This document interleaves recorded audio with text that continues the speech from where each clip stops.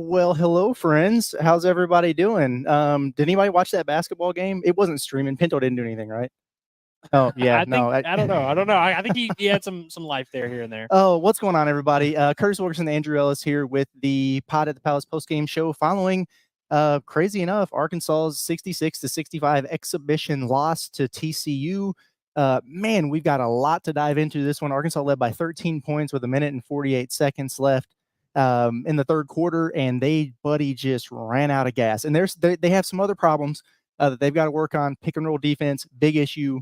Conditioning as a team is a big issue, though. And I think what we saw tonight is not only a team that hasn't played together, but they haven't been able to practice together. And they've been going with 5 guys against a bunch of GAs, and they are not in game shape. And buddy, they need Jonas Adu back. So we learned a lot of really good things about the upside of this team against Kansas, and we learned a lot of things that they really got to work on before it gets real here in just a handful of days. If a tree falls in the woods and no one was there to hear it, Curtis, did it really fall? If Arkansas loses an exhibition game in an arena that nobody had ever heard of, which is a nice arena, I must admit, and nobody was really able to watch the game, did it really happen? We can create whatever narrative we want, Curtis, but we are going to be fair and objective because we have an obligation to the folks, to the fans, to do that. Yep. And, I agree with your assessment 100%. It seemed like Arkansas really ran out of gas. I mean, what was it, 13-point lead? Yeah. Just a couple minutes left in that third quarter, and it seemed like they were ready to kind of pull away. Mm-hmm. Credit to TCU for just knocking down a lot of threes. And I don't want to do the thing where I'm like, oh, team just got hot or whatever. A lot of those were some contested threes, but overall, you would agree, Curtis, the thing that really concerns me about this game is Arkansas didn't get any good minutes out of their 5-man, regardless of who it was that was playing there, whether it was Trevin Brazile, whether it was Big Z's Vonamir. Aduthiero's heroics were not able to lead Arkansas to anything much. Although they did, there was moments in this game where you kind of felt like, okay, they've settled in. They're going to run away with this thing, even in the second half when the guards got a little bit more involved. But overall, like you said, just ran out of gas, and it happened quick, man. Yeah. They did not respond well when they got tired. I mean, the offense got super stagnant. It was ISO ball and some tough shots. There was that stretch where there were like 4 blocks in a row and multiple turnovers in a row, and nobody scored. It was just so frenetic up until like the final minute and a half. And Arkansas didn't execute down the stretch, man. And that's what happened. So I will say this, Arkansas needed this. I wish they would have got it in a win. But you want to learn these lessons in an exhibition game before it gets real, because I think it tells you that when it's nut cutting time, nut dropping time, whatever Kamani Johnson would say, that these guys obviously, and this is not a surprise, they still have a ton to work on and figure out who's taking the last shot. What are we trying to run? Who's going to step up and be that dude? And everybody had their opportunity except for Nelly Davis. It felt like, at the end of this game. So brutal stuff there for Arkansas. Stretches where they looked really good. And the first half, like they shot 5 of 11 from 3. That's nearly 50%, really good. You had 12 assists and just 4 turnovers. That's really good. And they pulled away and closed the first half really well. Carter Knox had 5 straight points. Boogie Flan hit a jumper. You extend like a 2-point lead to an 8-point lead. And it's like, hey, man, that's the stuff we're talking about. That's what you're looking for. But then you look up at the end of the game, and Arkansas, they shoot 2 of 13 from 3 in the second half, so no legs and a drop in their shot selection there, and then 5 assists to 10 turnovers. They had twice as many turnovers in the second half as they did assists, and it's just like a complete inverse. Fatigue plays a lot into that, and it's not an excuse. Like, these guys have to get into game shape, is what I'm saying. Like, it's an issue that they've got to figure out. Didn't make their free throws. I remember a handful down the stretch that they missed. 6 of 11 in the game. 6 of 11, yeah. And what they shoot 30 some odd free throws in the game against Kansas, it felt like. So I don't know, man. It's where do we start? Let's start with the good. Okay, let's start with the good. Aduthiero. Yeah, Aduthiero. That's been my guy all offseason. And the things that I love about Aduthiero were about maybe a third of the things that he showed out there today. Curtis, he was taking dudes off the bounce offensively. Yeah. And this is the guy who went 1 for 1 in Arkansas's first exhibition game against Kansas. I believe he only played about 17, 18 minutes. But, man, Arkansas really needed him to pick up that scoring load early to get that lid off the basket. Like we said, Boogie Flan had a little bit of a just quiet start, just didn't take too many shots in the first half. John L. Davis still kind of finding his footing a little bit. I mean, what he had 17 in the first half or something like that, or 17 through the first like 12 minutes. Yeah, It was crazy. It was unreal. And I mean, he looked so explosive, and it was just one of those random things. Arkansas was pretty much on the road. It reminded me of kind of the thing you need to win these type of road games. Maybe not against TCU. They should be winning those games without a heroic effort from Aduthiero. But early on, it really felt like, hey, Aduthiero helped Arkansas settle into the game, which, again, it seemed like they did in the second quarter and the early part of that third. But, yeah, he finished the game with 20 points, 7 rebounds, and defensively, also 4 assists, I should add. Defensively, he was freaking everywhere, man. It was unbelievable. Yeah, he's so explosive, man. He absolutely looked like a pro when he hit the transfer portal, and Arkansas picked him up, and we were saying, hey, there's some mock drafts that have him projected as maybe a potential first-round pick if it clicks. That's what it looks like when it clicks. And so if Arkansas can get that from him consistently, they're going to be in a really good spot. It's man, pick and roll defense. It's a huge area of emphasis that Arkansas is going to have to work on, man. Like, I don't know what else to say about it. They've got to be more physical on the inside. Now, listen, Jonas Adu solves a lot of problems in that regard. He's a very good pick and roll defender. He's very good around the rim. He's physical. He can rebound it. So getting him back is going to solve a lot of those issues. But, I mean, they have to be able to get more in those areas out of Trevin Brazile and Big Z. I mean, it was Lob City out there for a TCU team that is not very good, and Ernest Uday, who averaged like 4 points per game last year. They were getting cooked in the pick and roll, and they didn't have an answer for it. And teams are going to see that now, and they're going to do it over and over and over. They're going to try to play Big Z off of the floor, which is what happened to him at times against Kentucky, or when he was at Kentucky. So you had the highs from him. You see what he's capable of in that game against Kansas, and then you see the areas that he really has to work on to be able to stay on the floor and be able to provide those things consistently moving forward. And we kind of thought that might be the case, right? Where Arkansas had some guys who played really, really well against Kansas, others not so great, and then you might have a regression in the mean for some of them, and then other guys step up. The Arrow wasn't great against Kansas. He was really good in this game. Nelly Davis is a guy who, frankly, we need to see more from. And I get it. Like, he's been out. He hasn't practiced. All those things are fine. We understand that. But he has to be a dude for you. And I just didn't think he was assertive enough in this game. And I don't think they did enough to get him asserted into this game. Yeah, I mean, I jokingly said to you at one point in the second half, it feels like they're icing him out. They went like 6 straight possessions without him touching the ball. And I felt like Arkansas has spread it around pretty well here in these 2 exhibition games. But you mentioned the big men and Big Z specifically.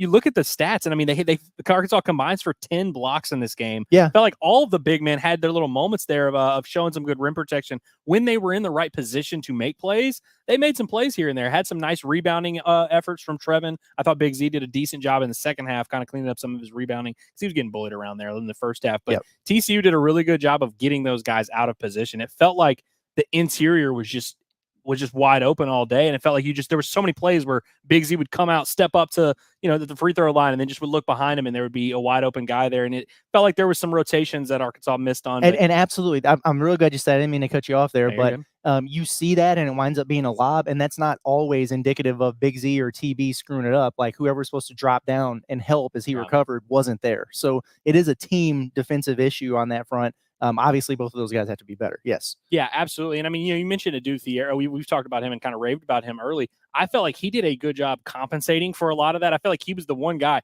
Dude, there was about 8 minutes left in the second quarter, and Aduthiero's jersey was dripping wet. Like, every single stitch of it was soaking wet. Like, he was playing so hard in that first half. It almost felt a little unsustainable, which it turned out to be. I feel like he did a really good job of kind of covering up some of those woes in the first half, and just credit to him because he did a good job all game, but he can't do it for 40 minutes, and he can't be covering up that much, especially with the ground he was having to cover. I mean, he was doing a good job in rim protection. He was getting out on the perimeter making plays. Aduthiero is an unbelievable defender, but you talk about Arkansas running out of gas in the second half. I feel like with what they were asking him to do, it was completely unsustainable, especially with him carrying the load on offense as well.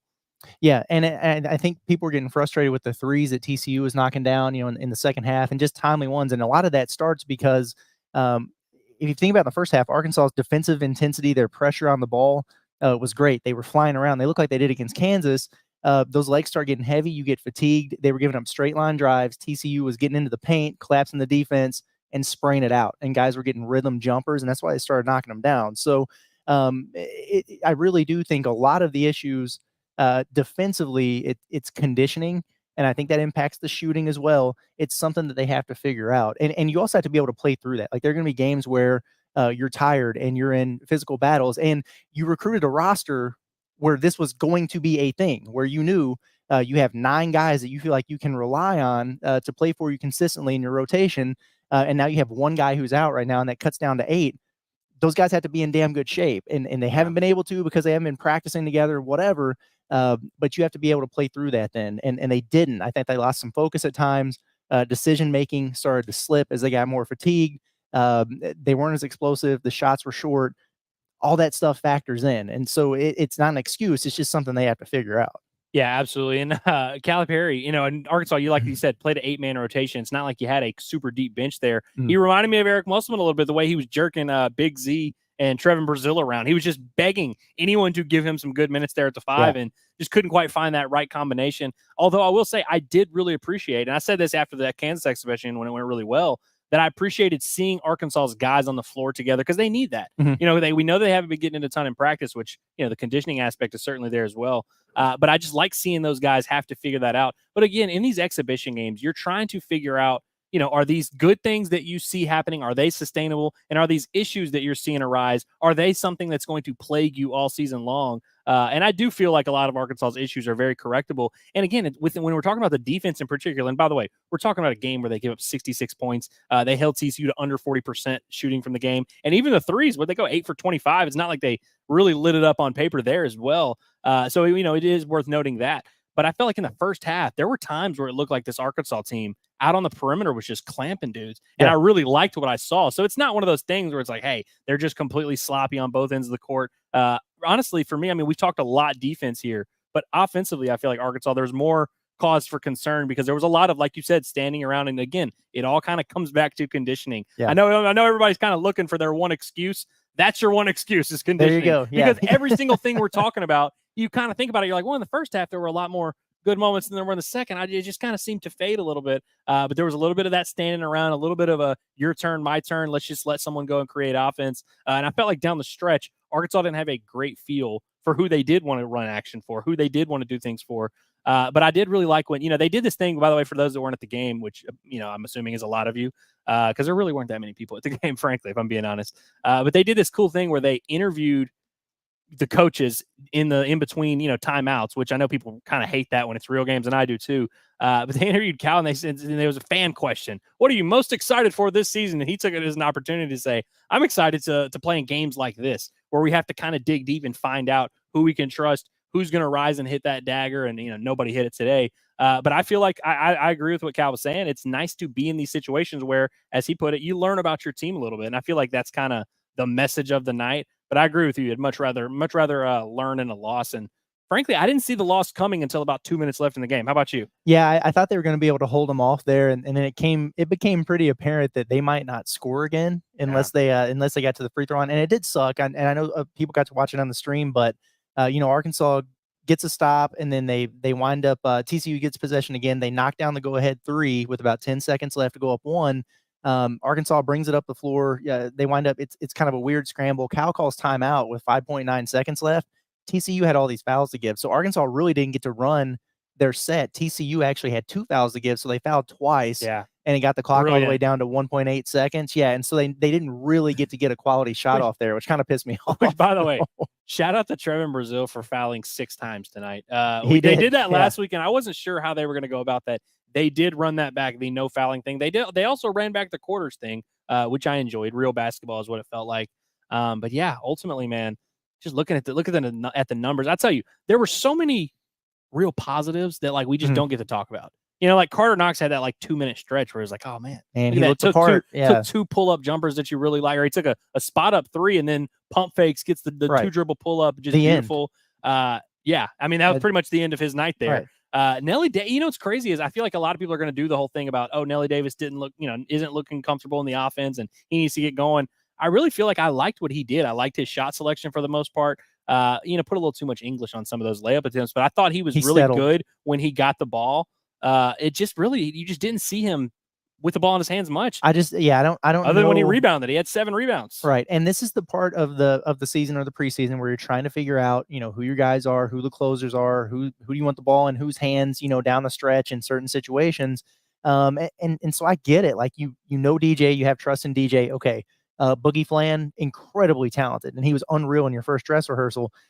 So I get it from that standpoint too. But for Nelly to not really get any opportunities there, I mean, we are talking about a dude who was one of the leading scorers in the nation last year and has Final Four experience as a closer. So I was a little bit surprised to not see that. I bet we see it a little bit more moving forward. But to me, he's a guy who needs to be taking, double-digit shots. And he just didn't get them up in this game. So, and see everybody's chats coming in. We are going to get to them very, very soon. We've got some clips from John Calipari. I think he spoke briefly after the game as well. So, before we get into the chat, is there anything else you wanted to touch on here? I don't think so. I feel like we're going to get into a lot of it. Yeah, we will get into it. And we're gonna get to a report card after this. So yeah, we are going to do a report card after this, and it's going to be brutal. Razor Swag says Texas beat them by 30. Just saying, hey, Texas beat Arkansas by 30 2 years ago. Arkansas went to the Sweet 16. They did. Now I will say, I do think that this 30-point loss was a little bit more legitimate. I don't think TCU's that bad, but I would love to come away from this being like, oh yeah, Arkansas just is a good veteran TCU team. I'm not 100% sure that happened either. I think TCU sucks. Yeah. No, they're not good. They're not going to be an NCAA tournament team this year. There's no doubt about it. But don't do that shit. Don't do that to yourself. It's an exhibition. It doesn't count. Don't make yourself feel that way. It's not worth it. Megan, she's back in her bag. Lipscomb will beat Arkansas. No, they won't. Relax. That's not going to happen. Yeah, what happened, Megan? You were so positive there for like a week. Unreal. We had you there. Jeez. Damn it, there it is. Fire John Calipari. She's over it. She's still going off here. I mean, Arkansas won't figure it out. They suck. She's still getting after it. Yeah, that's insane. And look, like they've got a ton to work on. This was not a good performance by any means tonight. Catch those guys in 2 weeks when you're in game shape. And Jonas Adu's out there, and I understand none of those things happened tonight. You lost, you should have lost, but put those factors in there. Arkansas beats them by 20. I'm telling you right now. But they lost tonight, and so you got to learn from it. You got to figure it out, no doubt. Let's see here. Oh, it looks like BBN came out of hiding, so we got a little bit from them rolling around in here. That's nice. Get them licks in now. Get them while you can. Yeah, get them while you can. Hunter Ratio. See, here's the thing. He says it's just annoying that we have a loss before the season begins. That the annoying ass Kentucky fans can bring up. Yeah, they were quieted down a little bit after that Kansas win, which you liked, and so in fairness to them, here they go. It's their opportunity to get in there. Maybe Arkansas should have taken a play out of the Mark Pope playbook and played a couple Division II schools. Where's Rogers State when you need them? Exactly, yeah, and we would have been calling. Whatever Arkansas's equivalent of Jackson Robinson is, the best player in the country, and the next Rob Dillingham. But we're not doing that. So we wanted to get better. Sorry, we wanted to challenge ourselves. I think Arkansas has actually learned quite a bit about their team and what they need to work on, and Kentucky's not going to figure that out for a while. Yeah. But whatever. I mean, hey, some people want to win in the preseason, and some people want to learn, and the Hogs have chosen to learn. Although I will say, everyone went into the Kansas game being like, we don't care about this result because Arkansas beat Purdue last year, and that didn't mean anything. So, we don't need to play Kansas. Who cares? Then you win the Kansas game, and now you've got the inverse of your Purdue game, because this is the opposite of that Purdue game, because that was an ugly game that Arkansas just happened to win. This is an ugly game that Arkansas happened to lose, which I know is a convenient way to look at it as an Arkansas homer, as we are. Yeah. But I really do think, like, you got the best of both worlds. You got the flash that shows you your team can be really good, but you also get the, you please the sports gods by getting one out of the way early. For sure. Michael comes in, he says TCU played more aggressive and the refs let these dudes play. Yeah, it was a very physical game. I think Arkansas needed that. Big Z and Trevin needed that. Boogie Flan needed that. So I like that. I guess down the stretch, I'll give you that. TCU was probably more aggressive out there than Arkansas was. First half, I thought Arkansas really took it to them in stretches and kind of matched that physicality. And we knew that was going to be a thing. Like Jamie Dixon leading up to the game, he was saying two things over and over and over. It was defense, physicality, defense, physicality, defense, physicality. He said it a million times. And so it was an emphasis, something they worked on, and it looks like they probably improved on it. So. Yeah, I was surprised to see that Arkansas led the rebounding by 5. It was 42-37. I would not have guessed that. Yeah. No, I'm with you. Michael also says Arkansas's offense has to get more ball movement, and good God, we miss Adu. Yeah, you need your all SEC center, no doubt about it. But Big Z and Trevin, they've got to be better than they were tonight. They know that, we know that, they are better than that, and just wasn't their best. And they both had moments. I mean, Trevin hit a big 3. Z had a stretch there where he came in the game and it had been a rough one for him, but he pops a dude to the screen, knocks him down, rolls off of it, gets the dump off, dunks it, goes to the other end, blocks a shot, gets a defensive rebound. I'm like, oh, hey, where the hell have you been this entire game? So he showed some flashes there, but yeah, definitely he got exposed for the weaknesses that he had last year. And so it's kind of okay, we can go back and review this film and see what we can work on to get better. But yeah, I'm with you, man. They need Adu in a bad way, no doubt about it. And as I understand it, he's going to be playing Wednesday. Hopefully that is the case, and you got to get that dude into game shape ASAP. Yeah. I like this from Brandon. He says, Boogie didn't shoot enough in the first half, to be honest. He was 1 for 1 with 4 points. The first half, he got a score. Did you feel like that was intentional? Like him just kind of taking a little bit of a step back after he popped off last game? Maybe a little bit. And maybe it was just like the arrow was eaten out there. So you were really letting him go. How many shots did he wind up taking, Boogie? 4 for 9. 4 of 9. Do you remember I said to you, I was like, he needs to finish about 4 for 9 or something like that. He started putting them up later. And again, like you look at it now, he's 2 of 11 from 3 in a couple games. So got to improve there. And but I'm kind of with you. Who else? Oh, DJ Wagner. 5 turnovers for DJ Wagner, who, by the way, DJ Wagner had like 2 or 3 plays where he was just super decisive. He drove, got penetration, and knew what he wanted to do and made it happen. And I was like, okay, yeah, there you go. He looks like the more improved version of himself. But I felt like there were a lot of times where Arkansas's guys were driving with no intent. And he had a few of those. 5 turnovers. That seems high. I didn't realize he was turning it over like that. But there was plenty of that going around. Yeah, he had a stretch there in the third quarter where he was really starting to get downhill and finish. And I kind of thought, oh, DJ's going to go into takeover mode here. Mm-hmm. And even he looked tired. And I think he's probably in the best shape right now of anyone on the team. But you could see it. You could see it in him too. And yeah, probably didn't get some rolls that he would normally get. And then the turnovers. I didn't realize he had that many either. I knew he had a handful, but you gotta cut down on those, bud, for sure. 5 assists, 3 turnovers, by the way, for Boogie Fland, who I'm honestly the 5 assists seems high. I feel like he didn't create a ton offensively, but shows how much we know. Yeah. After 2 games, Arkansas goes 6 for 24 from 3 in the Kansas game. They go 7 for 24 tonight. So that's an improvement, guys. Don't tell you that we didn't give you anything. Kyle wants to know, do we really have to sit through another year of atrocious shooting? Yeah, sure. I mean, they were 5-11 in the first half, so that was good. And like if you're fatigued and you're not in shape, you're going to miss shots and down the stretch in games. And that's what we saw from them. So does that mean when they are in game shape that they're going to make, 12 of 24? Not necessarily, but I do think that impacted it tonight.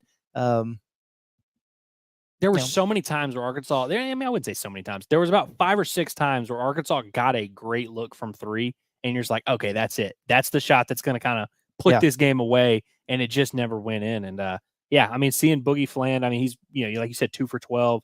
There's some variables that I feel like will flip in Arkansas's way. Shout out to Boo Jones. A regular says, this is a blessing. Don't need a bunch of talented players with the big head. Just look how Arkansas crumbled after beating Purdue last year.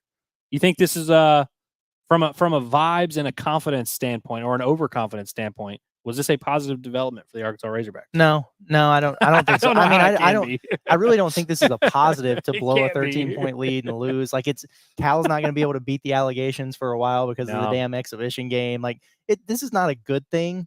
But there are positives to take away from it and a ton to learn. This is better for Arkansas than playing Minnesota State or whoever it was and beating them by 40. It's just crazy because I really didn't feel like they were going to lose until they did. Yeah. Because literally, TCU hits a 3 with 14 seconds left, maybe even less than that. And that was their first lead since the opening minutes of the first quarter. It just kind of snuck up on me a little bit. I really did not see this L coming. Right. And these guys haven't played together much. And so you're going to see some of that until they really get into sync with each other. I liked the way they closed against Kansas when I wouldn't say they threatened, but they kind of cut it to 11 or 12 there. And then they kind of pushed it out and just put an end to that crap. I didn't like some of the body language things today. Z was yapping at Boogie Fland a couple times, and he was Coach Z or Big Z? Big Z. I'm sure Coach Z was yapping just because he was on the radio. But hey, but shout out to Big Z for banking in a 3 to get the lid off the basket early. That was the first great. bucket. Yeah, that's great. But you don't like seeing those guys yelling at each other in the second exhibition game of the year. Thiero was really pissed, but I think it was just more internalized. He was kind of off to himself coming out of the huddle. He's like, damn it. Thiero would leave little comments for the refs after every play. He would just be like, "Hey, he's hit my arm." Just little. I kept seeing him. Which, by the way, for those that don't know, we sat in cool seats tonight. That was we did. that was a Those good positive seats. tonight. That's why it was a good one. We have our first super chatter, by the way. Shout out to Mason Nice. Furlow. Okay. Says, "What's up, boys? Always love watching you guys after a big game. TCU led the country in tempo last year, so this is a perfect test of that. Almost prefer a loss here over another blowout. Maybe I'm crazy. I will say, didn't feel like TCU really pushed the pace that much tonight. They did. They did late. Yeah, They were getting rebounds and when they smelled blood, they were like, "Oh wait, Yeah. these dudes are gas. Let's bring it out." for sure. But yeah, I mean, that's not something that should be a surprise to Arkansas. I mean, hell, we wrote about it earlier in the week, and it's true. Like they played the fastest tempo in the Big 12 last year, led the country in fast breaks, but they also lost 9 of their top 10 producers and have an entirely new roster. And so, like, they're trying to do a lot of the same things Arkansas is in terms of figuring out who the hell they are and establishing their rotations and who their go-to guys are. And they took a bigger step towards that than Arkansas did tonight. And they did have the big comeback there, but honestly, neither team looked very good at all. The final, 3-4 minutes of that game. I mean, that was nasty work. Yeah. And it took them a while to settle in. So there was really about 12 minutes combined of this game that was just ugly slop. Yeah. I didn't listen to Coach Matt Zimmerman, Coach Z, on the pregame, but he said Chris says, based on what Cal said to Matt Zimmerman on the pregame, he was expecting a bit of a come to Jesus moment. Not surprised they lost. Better to do it now than to do a decent opponent in January. This is a good comment because I did see some of that where I think they maybe just didn't have a couple, some good practices right after that Kansas exhibition, and maybe not the sense of urgency that he was looking for or whatever. And so he kind of maybe saw this coming to a degree. I mean, you want to be able to kind of avoid that, I would think. Let's see. Because the message would have still went across had they Right. won by 3, right? Right. Michael says TCU had more veteran players and it showed in the final 3 minutes.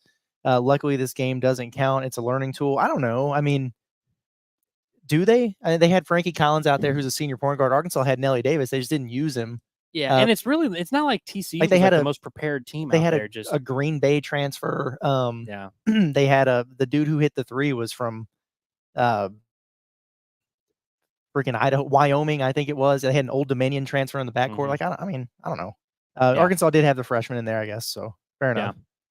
Our boy Kingsley says Cal talked a lot about getting paint touches before shooting, but we weren't really about that tonight, and it hurt us. I will say. Well, they were getting in the paint, and they were just kicking it all over the place. Yeah. Yeah. I felt like a lot of their 3-point attempts did just kind of come from either passing it around the arc or setting 7 ball screens and then eventually popping one out.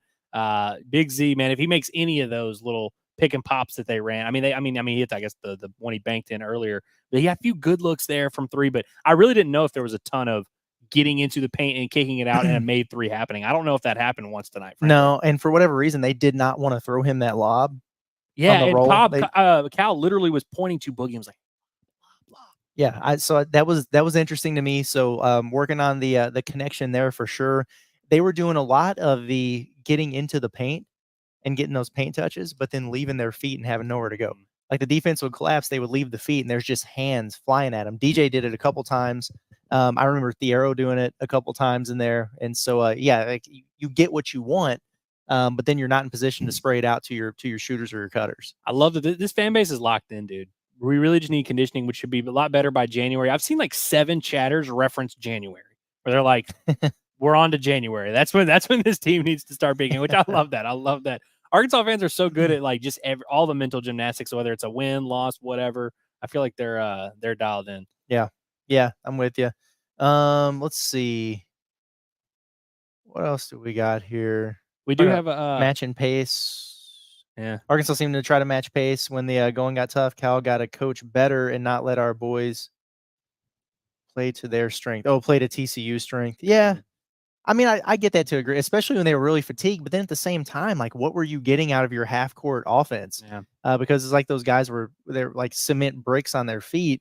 They weren't moving, they weren't screening, they weren't cutting. The ball wasn't popping the way that it was in the first half. Maybe your best opportunity is just try to get out in transition and scramble mode and get to the rim and get to the line. Maybe was the thought process there. I didn't hate that as much as I hated the way the half court offense looked at times there in the fourth quarter. I mean, I feel like Arkansas, some of their best work in the first half came in transition when they were getting things up. Thiero had 2 plays in particular where he just looked like a different level athlete than everyone on the floor, where he just darts down there. I feel like Arkansas did a pretty good job handling the tempo for the most part, at least in that first half. Yeah. We do have a super chat from our boy Whitty, who says, "Keep Nate Thompson away from our basketball team." Okay. Does not want launch angle to be a huge emphasis for this basketball team. But it might be now that they have that NOAA system. Now that they're tracking the arc of the ball and all that stuff, it might be a little bit of an issue. God, it's unbelievable to me to see all these people who just think Nelly Davis is he's just a bust. Yeah, dude, I'm telling you, that is not the correct take. I'll just tell y'all right now. You have to stop this. He also did not look bad tonight. Like I will reiterate that again. Did not look bad tonight. Only played 22 minutes, which is a little bit interesting. I felt like somehow they didn't play him and Carter Knox enough. Right. Which is weird because it's like, how did that even happen? Because they were kind of going in and out of each other. But I felt like both of those guys, I liked what I saw. I would have just liked to seen more. Yeah, for sure. And then we're talking about, this is not a dude who this is not like TCU's guard that just transferred from a year at Old Dominion. Nelly Davis is a Final Four guard. He was the leading scorer on a Final Four team, conference player on the year on an NCAA tournament team last year. And just going through like his production against power conference teams, 18 against Northwestern, 14 on Memphis.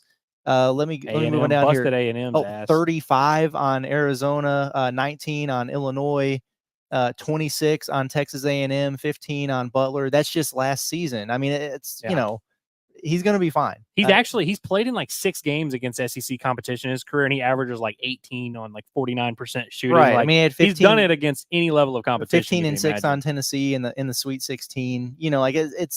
I'm not worried about Nelly Davis from a standpoint of his game translating to the SEC.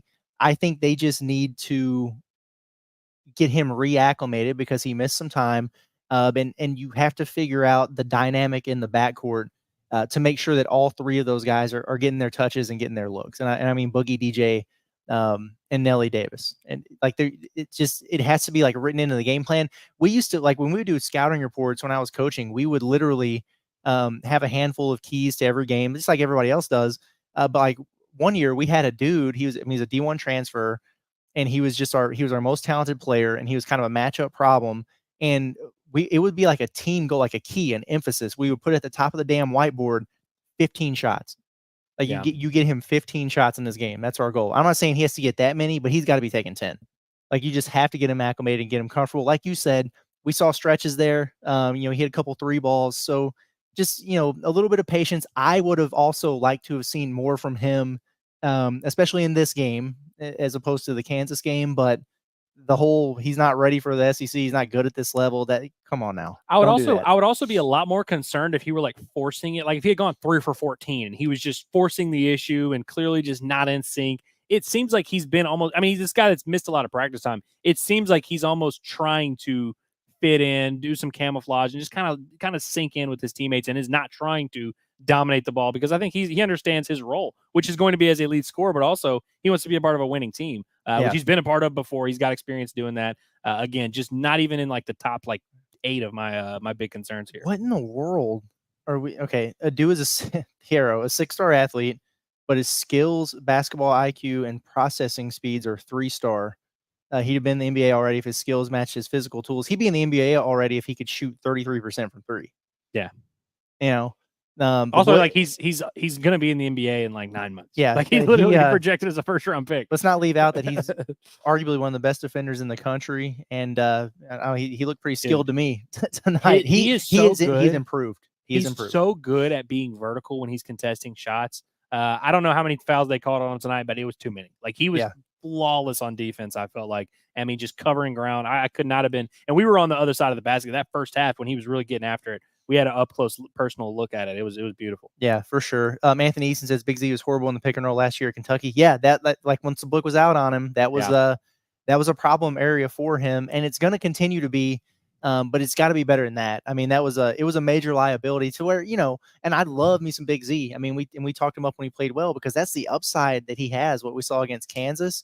But to be able to do that consistently, you have to turn at least your weaknesses into less of a weakness. There were times out there tonight, I'm just being honest, where I looked over at Andrew and I was like, man, they got to get him off the floor, because TCU was just pick and rolling him off the floor tonight. So it's something they definitely have to continue to work on.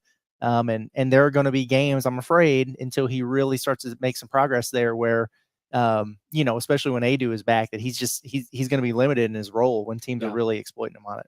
Well, I mean, and look, I'm perfectly content to do the like, Arkansas's big men struggle, but they got Jonas Adu. The only issue with that is that we expect guys like Big Z and like Trevin to be positives on this team. And as we saw last week, Z can very much be a positive for this team. But I agree, there will be certain matchups, but Arkansas will not be as dependent on Z. He played 25 minutes tonight. He might not play 25 minutes in 3 games the entire season. Moving forward, it's just so I really do look forward to whenever their roles are kind of diminished, where they're able to just kind of go out there and be who they are. Yeah, for sure. Pooh Bear, what's up, brother? He says, how did Carter Knox play tonight, gentlemen? He had a run. I guess that was the second quarter. Yeah, it was like towards the end of the second quarter. Man, he stepped into a catch and shoot 3, and it looked smooth. And then he was getting downhill and pulled up off the bounce about a 12-footer, just a mid-range jumper, and it looked like he was about to start getting into his bag. But then that was it. Like, we really didn't see him that much, and he didn't play that much in the second half, I feel like, which was a little bit interesting to me. I would have liked to have seen him out there more, I think, in the fourth quarter and in the second half.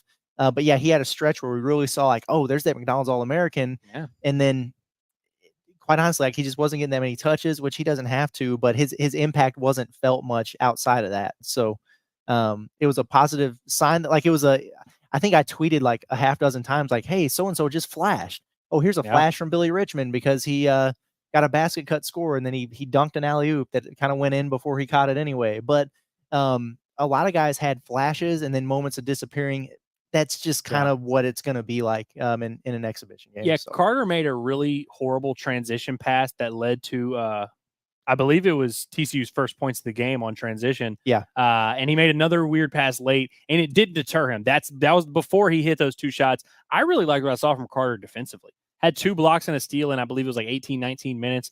I felt like he looks all of 6'6", 6'7" out there. I felt like his length is a factor. I mean, Arkansas, when teams are just moving it around the perimeter, I'm like, man, it's really tough with Boogie. And by the way, Boogie Flan defensively is better than I thought he was going to be. I really didn't. I mean, that dude's going to average 2-3 steals a game. He's super active, contests every pass to his man. I feel like teams, when Arkansas is at full strength and is really dialed up, I feel like Arkansas's got the tools to be a really solid defensive club. But it's going to take them being just a little bit more in sync, better condition, all of the above. Yeah. Yep, for sure. Let's see. I really like this comment from Dalton's Motorsports here real quick. Is Thiero this year's Justin Smith? Now, here's the qualification I'd put behind this. And believe it or not, after he scored 20 points tonight or whatever it was, they're not going to depend on him as much as they depended on Justin Smith offensively. But defensively, there are a lot of similarities to kind of the way those guys play. Yeah, and you know what the crazy thing is about it is, like, Justin Smith was Arkansas's 4, but he was really their 5 for most of the year until Jalen Williams started to get it going late. Thiero's bigger than him. Yeah. Which is crazy because Justin Smith was 6'7", 225, and he was the 6'7" might have been generous. He might have been a little bit heavier than that, but like Adou Thiero is a large human to the point where, and we talk about Arkansas's physicality in the paint. Big Z and Trevin were having such a hell of a time with Ernest Uday, who, listen, he's huge. He's 6'11", 260, but Jamie Dixon in his press conference before the game was begging him to be meaner and more physical, and then he kind of bullied those guys in the paint tonight. It got to the point where Arkansas was moving Z or Trevin onto a wing and putting Adou Thiero on the 260-pound guy because he could match up with him physically. Curtis, like, you need Adou back. I'm going to cue you up for this one. Alex says, if Adou is your best player, you can't win big. He needs to be your 3rd or 4th best player. He is. Do we have news for you, Alex? You're going to love this. He is. He is probably your 4th best player. And that's if you're including the overall. Like, if you're accounting for his defense. Offensively, he's nowhere near. I mean, I know he led him in scoring tonight. We were both openly surprised by that. I mean, he took 1 shot last game. He kind of felt the moment, and frankly, he needed to do that tonight. He's not going to need to do that only on rare occasions. No, absolutely not. But he might be your most important. I don't know if most important is the right word. He's definitely the glue. And sometimes he's the ultimate glue guy. You call somebody a glue guy, and they automatically think, oh, he's just a good teammate, but he's not really that good. No, he's just the guy that does all the little things and makes his teammates better. And that's what you have in Thiero. But no, he's not your best player per se. Speaking of doing the little things and making your teammates better, you know what I really like about John L. Davis? Since we now have to defend his honor, which is an insane position to be in, the dude is as talkative as anybody on the court in terms of getting these guys in position. Even though he's been missing time, he clearly hasn't just been checked out. Like, he's been dialed in on what this team needs to do. He's always barking out orders, telling guys where to get. I saw him have to really yell at TB a couple times to get in position and get going. Yeah. But I love to see that, man. And I think Adu, by the way, is a huge proponent of that as well. You always see him talking, directing traffic back there. I feel like that's only going to grow with this team as these guys continue to play together. Yeah, for sure. We got people calling Brazil a waste of a roster spot. And what the hell, guys? It's a damn exhibition, man. I mean, goodness. What are we doing? I mean, look, I get it. Like, it's a stinker of an exhibition. I was irritated that Arkansas blew the lead. That was frustrating. You didn't want to see that. I'm irritated that Arkansas lost that game, even though it doesn't count. And yeah, like, I think they've got a ton that they got to work on. But I mean, to start declaring the number one transfer in the country not SEC worthy, and guys waste of roster spots. Arkansas has wasted roster spots, and Trevor Brazil ain't one of them. So, yes. I mean, what are we doing, man? Goodness gracious. I get it. Like, that's why we're here. Like, vent to us. Right. But if you're out of pocket, like, we're gonna tell you. Come on now. I also really just didn't feel like Trevin was that bad. Like, I didn't think he was good by any means. And I mean, we're gonna do our player grades. We'll give a more detailed look at it. But I didn't know if, like, this was the game to come and be like, oh, Brazil, oh, that guy's killing them. I thought he was just kind of out there for the most part. Okay, I do want to speak on this. I know we already talked about it, but Phil's talking about that end of game stuff with Dixon. The fouling a couple times there. I mean, dude, it's like he was trying to get confidence in his team or whatever. If they are in situations like that in real games and they have two fouls to give, they're going to foul twice in that situation. So it's fine. I'm sure, that Cal would have preferred to have been able to run the play, and Dixon probably could have benefited from seeing his guys try to defend in those situations. But to me, the only reason I got irritated by it is because they did the thing where Cal calls a timeout. He draws up a set. They line up for the play, and Jamie Dixon sees it, and he calls a timeout to adjust to what he saw, only to foul right away. Right. It's like, well, you're going to do that anyway. So I got to be honest with you. I loved it. I respected it. It's good coaching. And also, it's something that they would actually do in a real game. So it's like, why not try and get some reps doing it? You could argue, hey, just like let the kids play. But I mean, we play to win the game. You play to win the game, no matter where you're at. And credit to Jamie Dixon. Yeah. Jaron Green's here. He says we need a 10th guy to get minutes. It's a long season. It is a long season. Right now, it's really been a 7-man rotation because Jonas Adu is out. When Adu is back, he's going to play 20+ minutes per game. That's going to help you a ton, giving you some more length in the front court there. But really, against Kansas, Billy Richmond played 10 minutes, and here against TCU, he played 9 minutes. So you're playing 7 guys and then Billy Richmond a little bit. And what you need to get is to playing 8 guys and then Billy Richmond a little bit. And then I think you feel like you're in a better situation there. By the way, how much did Billy Richmond play? 9 minutes. So will he get a grade for today's game? We'll do that. Yeah. Okay. Well, then I'll save my Billy Richmond rant for the player grades. Check that out, because I really do look forward to that. Just getting into a little bit more of a detailed report of that. But I Billy Richmond had some funny moments in his 9 minutes. I'll just say that. He did for sure. What we got here from Elm Family Ranch says Flan will improve a lot, and he's already really good. Cal's guards progressed nicely. Yeah, he's gonna be fine. No doubt about that. And he wasn't bad tonight. Like he had some moments where he struggled more than he did against Kansas. Some decisions that he would like to have back. Definitely, some shots down the stretch that he probably would like to have back, or that you would have liked to gotten something a little bit better. But he also buried a huge 3 because TCU was just scratching and clawing, and then it was a 2-point game, and then it was 4, then it was 2, then it was 4, and he had a huge 3 to make it 5. And then when he hit that shot, I think it put Arkansas. It might have been like 63-58 when he hit that shot, and I was like, that was it. Like, that was a dagger. That's what they needed.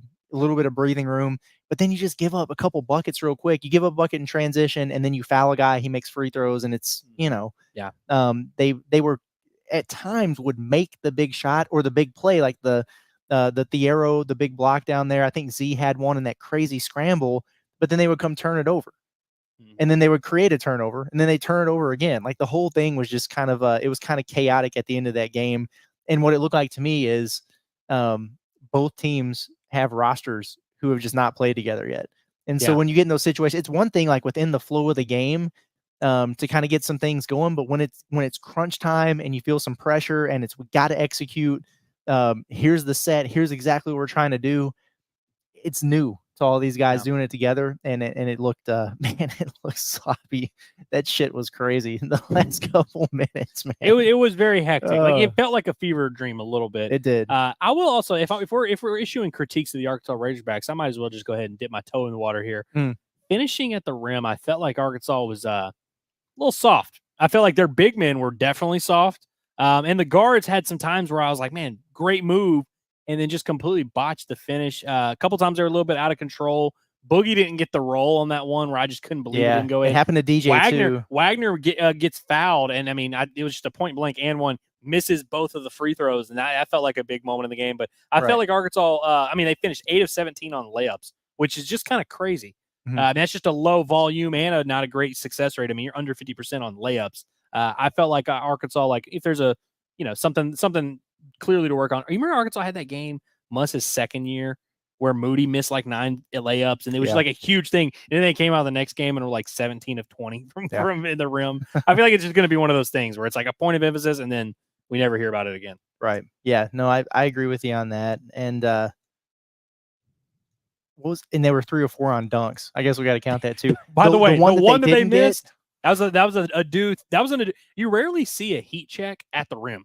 That was an Adu Thiero heat check. Man, speaking of Adu Thiero, twice in a row now we've had announcers say Thiero.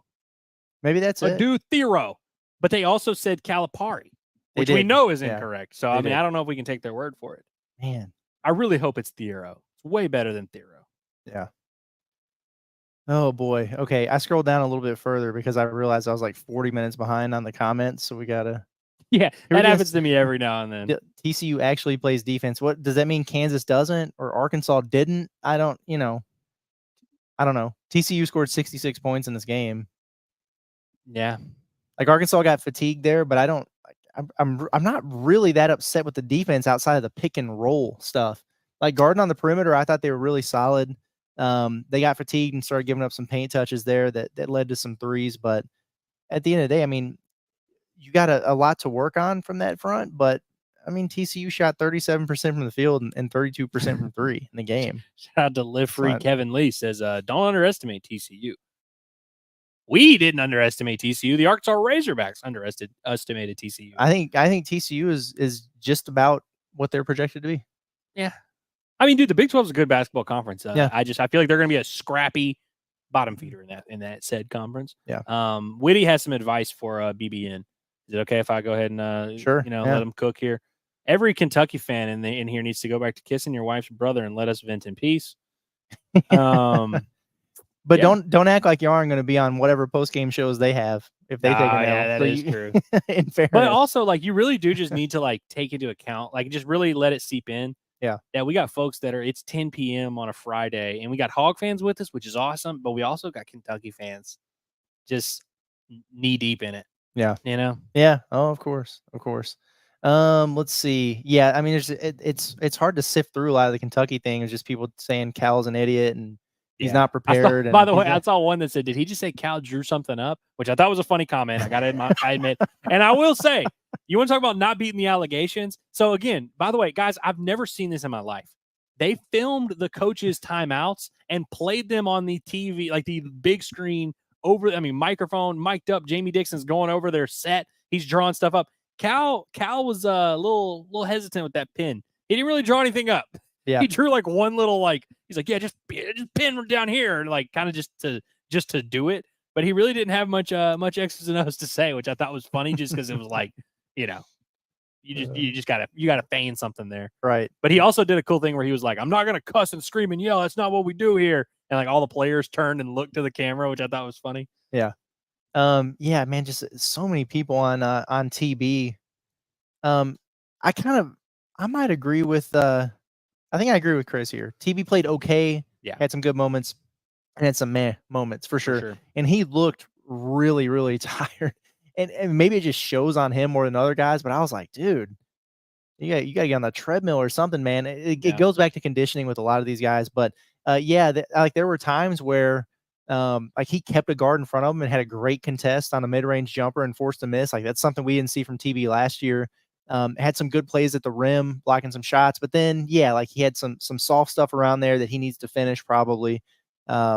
I like the threes 6 fouls. I like the threes that he took. 6 fouls. I don't like that. And especially in like 18, 19 minutes. Right. A little bit tough. And somebody was commenting, or I don't know if it was a joke or not, but they were like, isn't college basketball 2 20-minute halves? Like, don't you think we'll be in better shape because of that? Like, like acting like they didn't just play a 40-minute game. It's the same type of thing. I guess there's maybe more media timeouts. But there's not. I was saying because they do the under 5. Right. I don't know. Yeah, I don't know. Although I will say, for whatever reason, 20-minute halves feel like there's a timeout every 2 minutes. Like I know it's every 4, but it really feels like it's every 2 minutes. There's one. I saw a comment that I did want to touch on. Where was it? Our boy Russ says, "Do y'all think we'll be ready for Baylor?" Just a week away.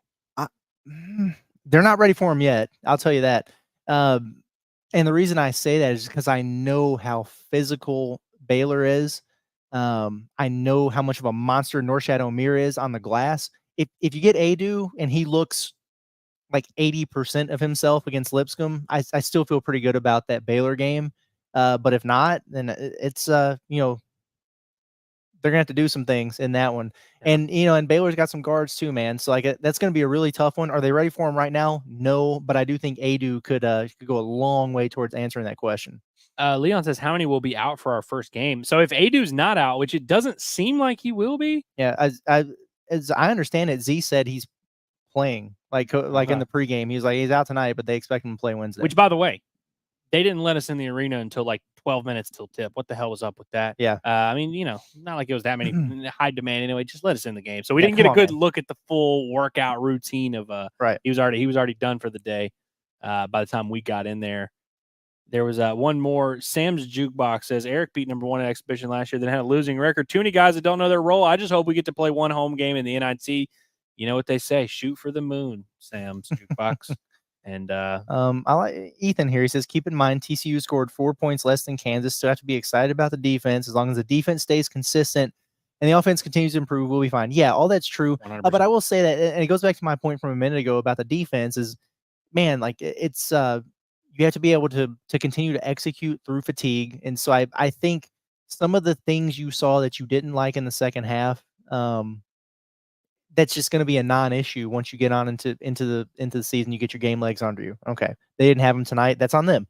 But like aside from that, and the pick and roll defense being as bad as it was, the fact that again, like you held them under 40% shooting, 32% from 3, they scored 66 points. Like that's, I think you got something to build on there. This team does have potential to be really, really good on the defensive end of the floor, and they have a huge missing piece that could solve a lot of the problems and plug up a big hole that you have there. And just coming together. The longer they get through the course of the year, I think they're going to be pretty good defensively. I know we've been really pushing the conditioning thing here. It's so evident. And also, Arkansas defended well for long stretches. Like the first 5 minutes of the game, I think TCU had 2 points, and they were in their teeth every time. Right to begin the second half, TCU both teams went a long time without scoring there at the start of the second half. And that was when DJ started to take it over a little bit there, but Arkansas defensively had like long stretches. It wasn't just a play here, a good rotation there. Like when they were really kind of all dialed in and played 4 or 5 minutes in a row and could string it together, there was a lot to be encouraged about defensively in both of these exhibitions, I thought. Yeah, for sure. Let's see what we have here. Oh, never mind. I'm not going to pull that one up. Bad, not good. Just speaking on people we don't talk about here. Let's see. Yeah, some questions about Boogie. We kind of already addressed that.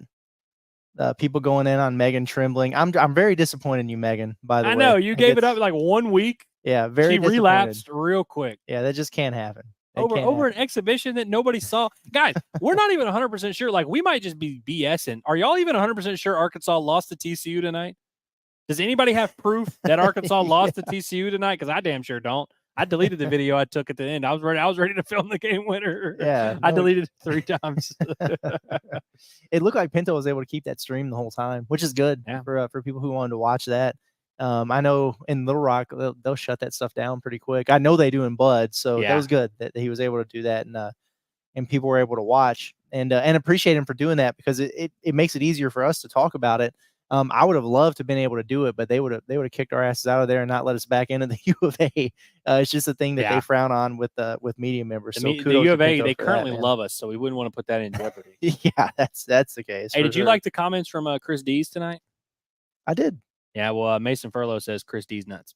So. Nice. There we go. Take that, Chris. Take that, Chris. Man. Oh, man. Yes, Baylor does have a small front court, but yeah, Norshad's a bad man, dude. Like, he's averaged a double-double in 4 consecutive seasons. Arkansas ain't got nothing for him right now. Although I would put the arrow on him. I mean, yeah, the arrow doesn't seem like one to shy away from that matchup. Yeah, that's exactly what I would do. Man, oh man. Oh, come on. Hey, good point. With the foul stuff, we're not doing that. We're not doing that. It was a physical game though, and I think both teams were getting away with some stuff. But Arkansas needed that.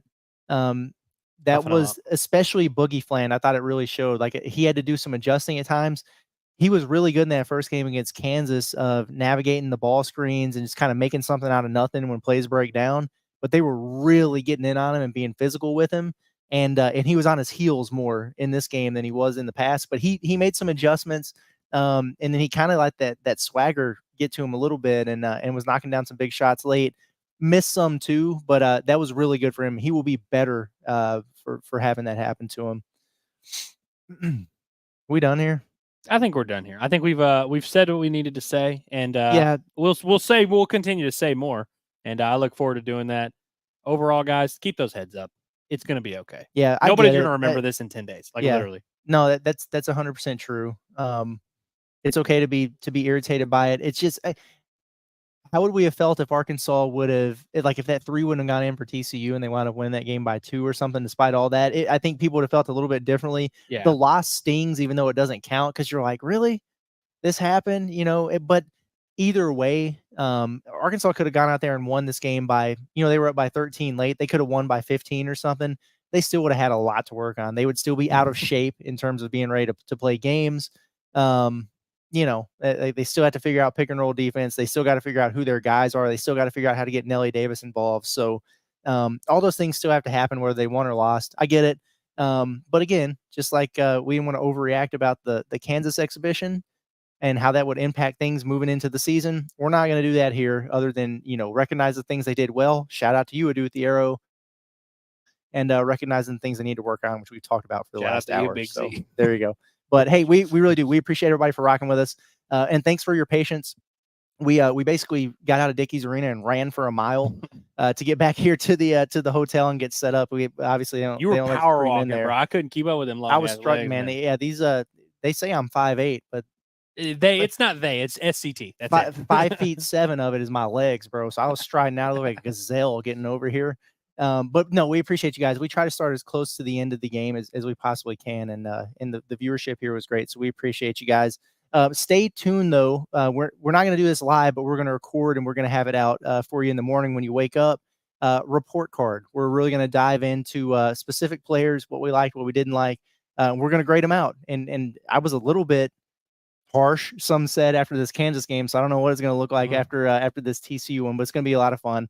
And then stay tapped into us with everything we got going on after this football game. Arkansas plays football. For those who are just so fed up with Nelly Davis being a bust and Big Z being the next Connor Vanover and Trevin Brazil being a waste of a scholarship. This is what you people said in the chat. Arkansas football plays in 12 hours. So, I'm sure that'll go fine. I'm sure they won't find people to be upset about in that football game. Exactly. Is it Taylor Green's turn to get benched again? What are we going to do here? So we'll see. But no, in all seriousness, thank you guys. We really appreciate you. All the engagement and stuff is fun. We do these post-game reaction shows for you guys, and hopefully we gave you a little bit of insight and made you feel a little bit better than you did when you got in here. So for Andrew Ellis, been Curtis Wilkerson with Inside Arkansas and the pod at the Palace. Appreciate you guys, and we'll see you a little bit later.